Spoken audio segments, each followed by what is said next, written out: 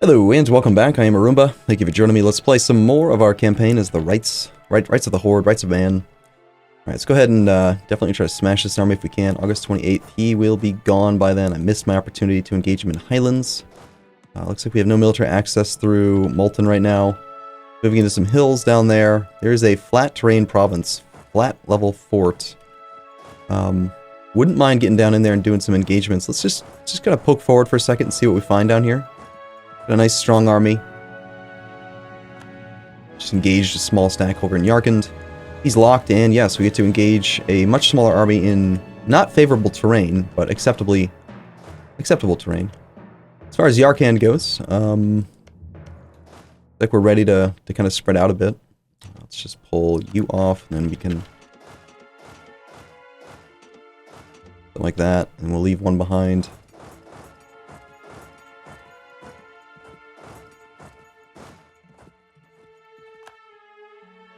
I recently made a change to my keyboard shortcuts mod where I actually adopted the paradox key, even though they usually do the wrong keys. They usually just do a bad job choosing keys.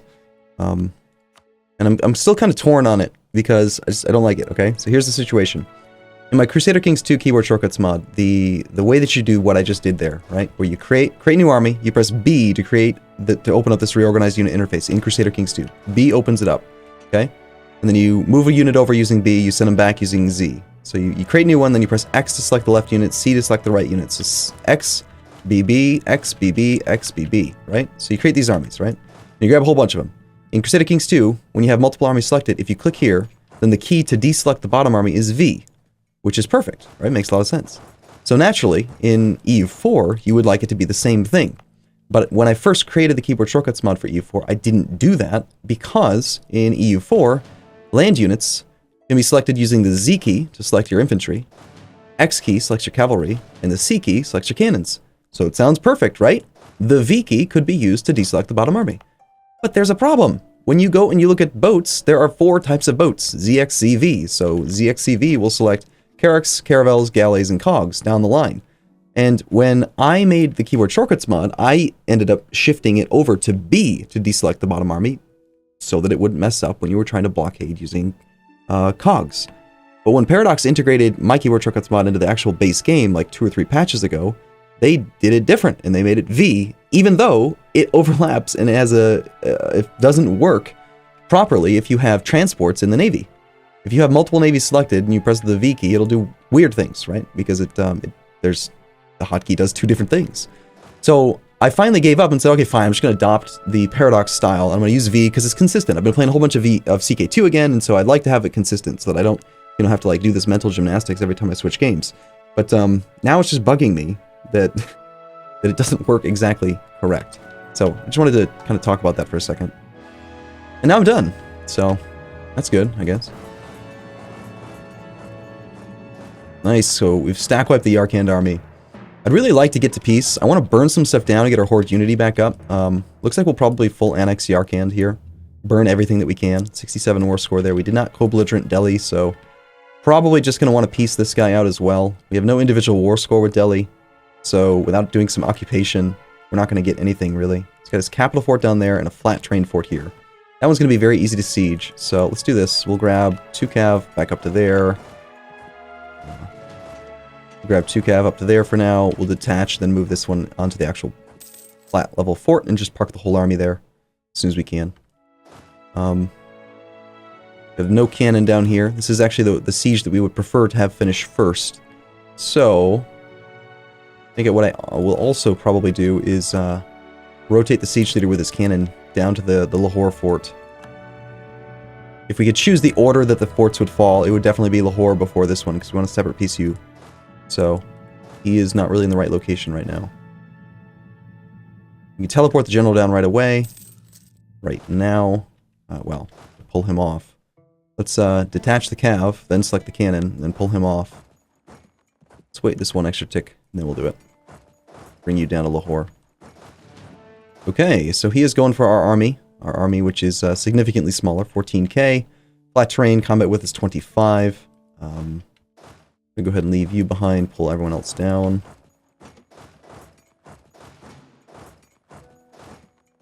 Make sure we're not leaving behind 2 regiments, and we will funnel down into Lahore. Alright. Every now and then we gotta check on this disaster, just make sure that's not too close. 19%, not too scary. Alright, he's crossing a river yet again with his 131, so we don't have the mountains defense, but we're now in flat terrains. We got a 25% shock modifier, even though we are not in our own terrain. It doesn't matter, it's just flat terrain now. So, used to be you had to be in your own terrain and it had to be flat. So steppe, plains, that kind of thing. So, actually, if you think about it, not being in your own terrain is a 25% penalty to all shock damage inflicted. So, that means that we were outputting 75% of our normal amount of shock, and that's still where almost all damage is coming from right now. Now, we get a 25% shock bonus. So we're actually going from negative 25 to positive 25, which is basically a 66% increase in damage. So even though we're losing the mountain defense bonus, I think that we're still going to do just fine here in this flat terrain. Unless, of course... Okay, no, never mind. We're the aggressor. I was going to say, Jesus, he rolled a 9 to our 0, but that's us, because we're on the top, because we're actually the aggressor in this case. So 9 to 0 in the first fire phase. Damn it. 2 in the first shock phase. Could have been a whole lot better there.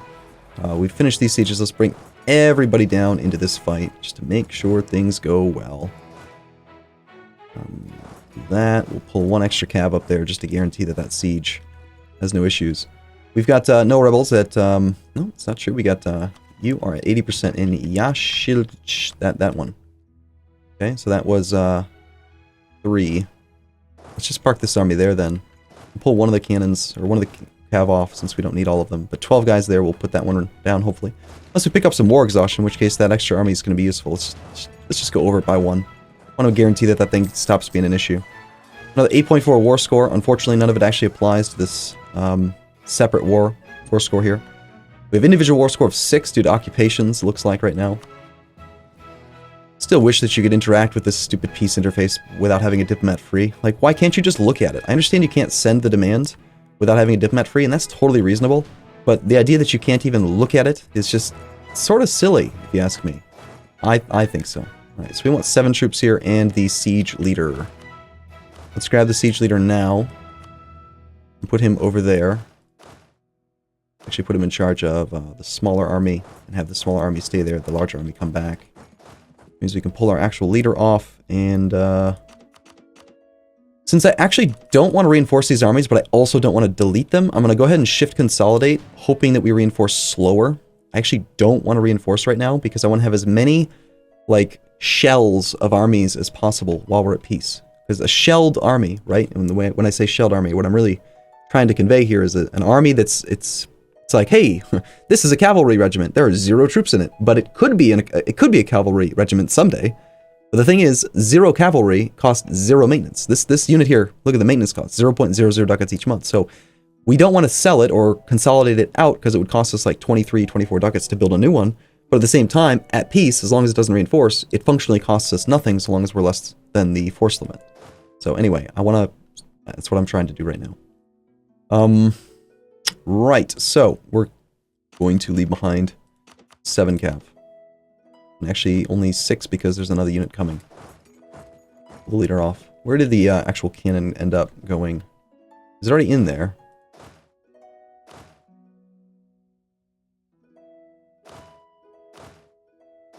It's not there. Here he is. Well, he'll get down there eventually. And I had said that one of these guys was going to go there to take that up to 4. It's a shame, again, that we don't actually have 2 leaders with siege pips. You got stopped there, but we can't reach it. Of course. We could if we got military access through Multan. And he will give it to us. He'll put us over the relationship limit, yes.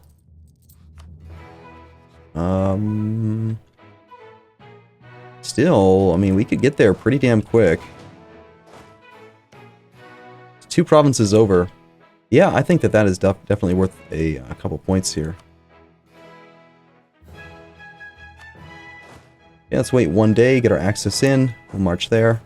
Unfortunately, it's going to make me go all the way around. That's right, because the stupid zone of control that way. And that is a waste. Ah, shoot, I thought that was an actual province, but no, we can't be traversed. We have to go all the way around because of the fort. Never mind, I was just kidding. There goes 1 diplo point for no reason at all. Since we're not going to be taking any land from Persia, or Persia. I can't get words straight. Delhi? Oh, perfect. Actually, that's amazing. Thank you. Yes. Yes, and please. Thank you. So he's got 21 troops in the front row. Right now we've got, if I actually take a look at the non-damaged ones, looks like we're at 1, 2, 3, 4, 5, less than what it shows. So 12 in the front. This is actually more important to me right now, so I'm going to go ahead and just leave behind one cannon, or one guy to maintain our siege status of 1. And then just wait till that tick happens, and then we'll go back, and we're going to try to engage this army with a whole bunch of troops right now. He's locked, he's going to let me stack wipe him right now, I think. Just try shift consolidating, but the button actually hides itself.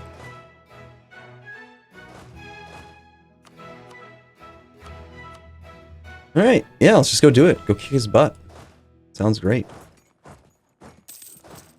This is probably going to be a stack wipe. Flat terrain, with a better leader. Armenian separatists have risen up in Persia. It's not my problem. Good luck. Have fun. Unrest here is negative. Good. So that one's going to tick down. The Nogai separatists are pissed. The Chagatai Khanate in Uzkend is another one that we got to deal with. But we can take this army up there to deal with that in a moment. The actual unrest here is actually negative 0.5.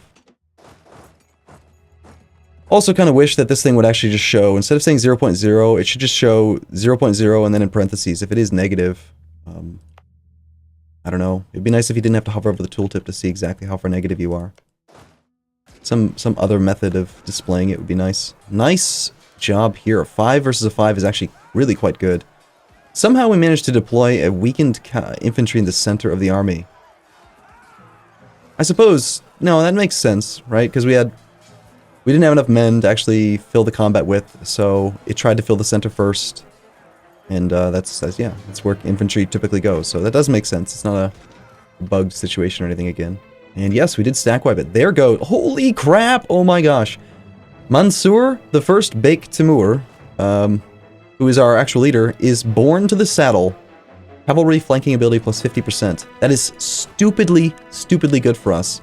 Because our basic cavalry flanking range right now is 2. And now that's going to take it all the way up to 3, which is functionally equivalent to having military tech 18 worth of flanking ability. So now, instead of being able to just engage with, for instance, 5 cavalry on a single target, we could actually engage with 7 cavalry on a single target, or 3 of the flanking cavalry on each army, on each side, will actually be able to engage. So that's really very good. Alright, let's get out of his province first. First things first is get rid of this military access, because we don't need it anymore. That actually really worked out well, getting the military access there. Alright, and then we'll grab, same thing before, we want to shift consolidate, because we don't want to recover very quickly. And we will pull these guys with the siege leader down to there. And the cannon itself is going to go down to there. And since the cannon's going to be the 7th Regiment, we don't need that many. Okay. This army can only loot a maximum amount. Okay, it's not showing that we're capped, but I'm like 90% sure that it would show that we were capped if we had enough to hit 5. So we want to get this number below 6. Below 5, actually. So let's go ahead and spread you out a bit. I want to point the leader because we don't want him to die. He's actually turning into a pretty good dude. I kind of don't want to lose him at this point. 90% on the Nogai separatists, so that's annoying. Over in Mangishlak. Flat train over there. Okay, well I don't want any more separatism, so how big is that rebellion going to be? The Nogai separatists are going to spawn 16k. Flat terrain, 25 combat width, 16k. Don't know specifically what type of troops it's going to be, do we? Doesn't say what type. Let's just assume they're all going to be in the front row. And if we actually use the right leader, we could use 3 guys flanking, so we would want 16 plus 6. 22 stack available. Well... See, I actually feel like even though we have this fairly sizable army, I feel like I'm not able to field as many men as I'd like. Well, we're gonna have to take a break from looting in order to go deal with this. Supply limit needs to be pretty good here. aren't really any good provinces. Looks like we can go to here for now. Group up, do something like that. Persia likes us, but they're still disloyal. Nizhny Novgorod's loyal. Theodoro should probably top off relations with them. And, I think that we had gotten caught spying on you, and either I did do some claims on him, but I think we may have bled off some of the other stuff there. Hopefully the siege completes. That'll actually be the final siege for Yarkand. Oh, you're trying to give me some more war score, huh? I wish I could take advantage of that right now. How much individual war score do we have right this second with Delhi? Only 6. Gotta get that fort, otherwise we can't take anything from him. Poland, dude, just relax with the debt, man. You're going crazy. 6 all loans. And there goes all the recent uprisings. That's going to be painful. Currently at war, which is increasing our relations with these guys. So 181 is not the actual relationship because we are getting plus 25 from in a war together or in war together. So we'll have to either send them a gift or possibly use the great power interaction to get them back up to 190. And then buy their prestige, buy their liberty desire down by 1 more tick, I think. And then we'll be good to go. Those have got to be mercs, right? Delhi, you are merking up, aren't you? Only 1. He's actually got plenty of manpower, apparently. Now that army's feeling a little bit exposed, he's got 9 versus my 7. Flat Terrain Province. There's a 16k stack over in Mengi Shlak. And hopefully we can get there in time. Let's see. If this army marched straight there, we'd be there on July 17th, which is more than 1 month. And you are going to be done in 29 days. If we put a maneuver general in charge, we can get there on the 12th, which is still probably not going to be fast enough. Okay, that is good. There's plenty of loot to be had here, but I'm going to full annex you, so we don't need to do that loot. We need to come down here. Afghanistan is being occupied by some zealots. Alright, interesting. Pile this army down there then. Let's put that guy in charge. We're going to grab our better leader. So it looks like we're going to pick up a little bit of separatism in that one province.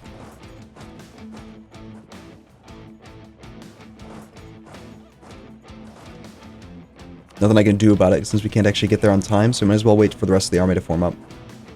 80% now on the Golden Horde tribes. They are going to be fun. Ming has paid off all debt of Oirat. Damn it. Where's the Ottomans doing that for me, huh? I know I'm a great power and I'm supposed to be doing that for other people, but I mean, I could use a little bit here. Ottomans, you feel like paying off 16k debt? 16k? I mean, 1600, excuse me. Alright, so we just have our siege guy down here, and he's looking a little bit weak. Flat terrain versus 12 troops. Tech 8 versus our Tech 9. Nothing I can really do about it. We just have to hope that that goes well. I think I may have pulled too many troops off trying to do this. Forced to renew the loan. He's going to pile more men in. Nice roll. Holy smokes, we got a 12. No, not 12. 10 versus a 9. Sorry, that's him. Crap. My bad. I keep... It flipping our location confuses me sometimes. He's got a 041 now. Yeah, this fight's not going to go well. 9 plus 1 versus a 4. Yeah, we're going to have to retreat, sadly.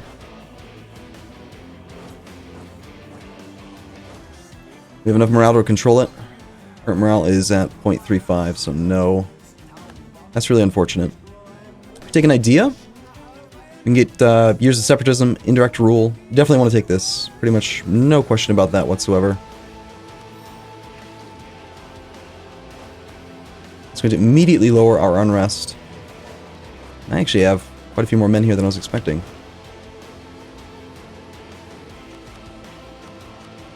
It's 25, that's the combat width.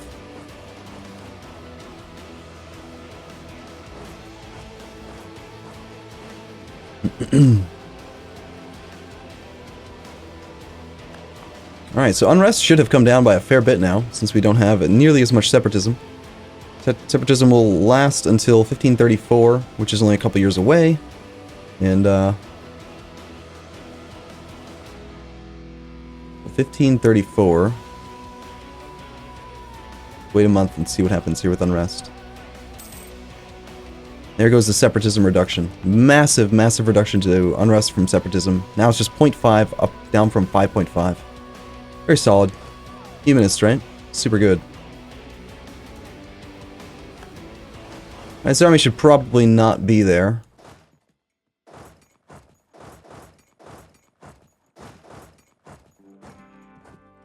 This fight's gonna go very well. Born to the Saddle Mansour. Glorious.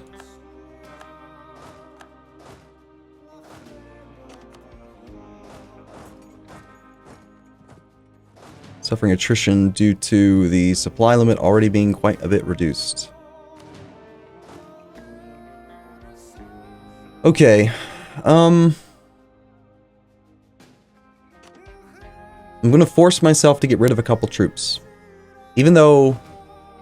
Yeah, I'm gonna do it. We do have too many men. I need to get out of debt, so... Let's just relax it a little bit.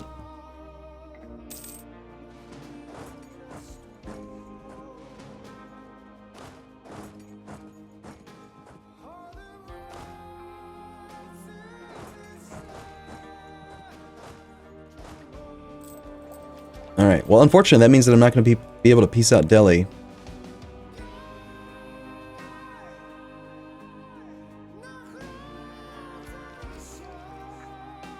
Our war exhaustion is doing just fine. I think I'd rather just get at peace again so we can keep our autonomy ticking down and get Horde unity back up by doing the raises right now.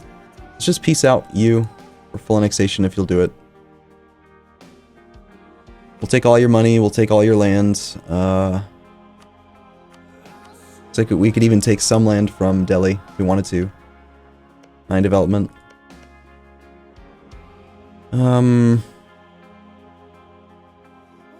War score cost this province is 11%, and we're paying way, way more than that.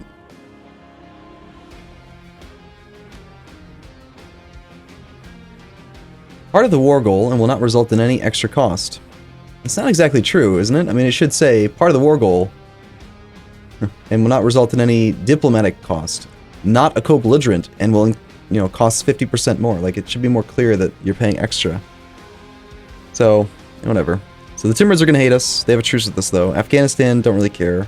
The Arkan's not going to exist, so they don't matter. Multan will barely be allowed to do anything. And that was actually not looking at the right peace deal because I had the wrong provinces selected there. So Yarkhan won't exist, Afghanistan, and Timurids. 36 ducats, 66 peace offer value. Yeah, let's just go ahead and do it. I want to go to peace. We're going to have some issues with rebels anyway, so...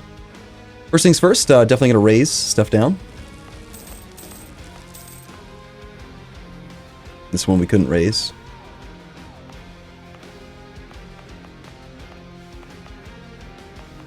And looks like we've picked up a second gold mine.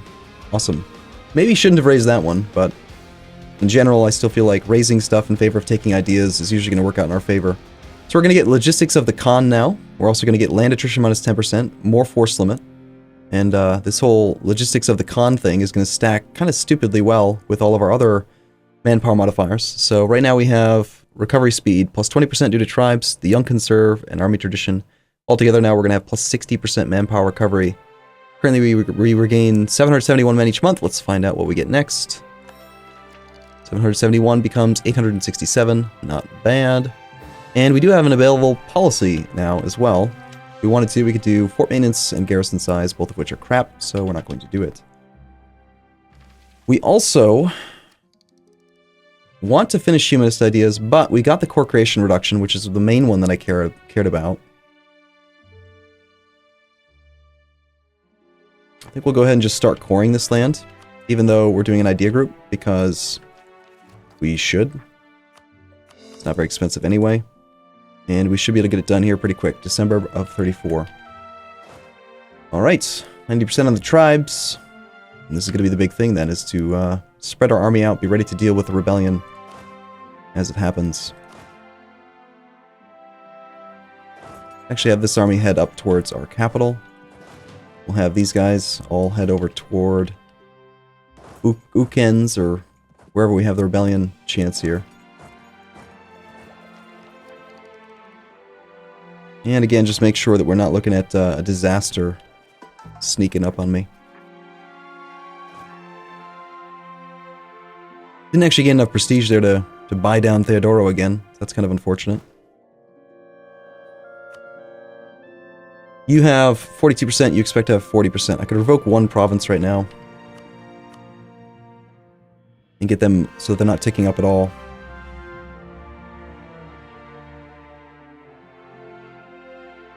Do this one.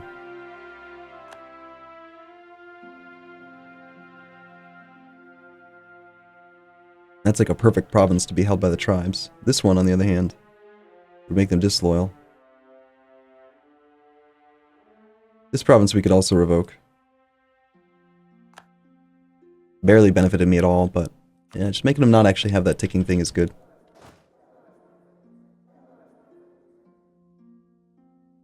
Total development percent.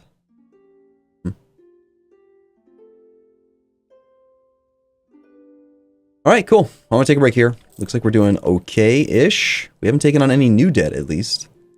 And, at full maintenance here, we're making some profit at the moment. There's such a high likelihood of this rebellion that I don't want to lower maintenance right now. Interest is costing us $533 a month. Rather painful. Stability is currently at 0. Can't really afford to buy stability up.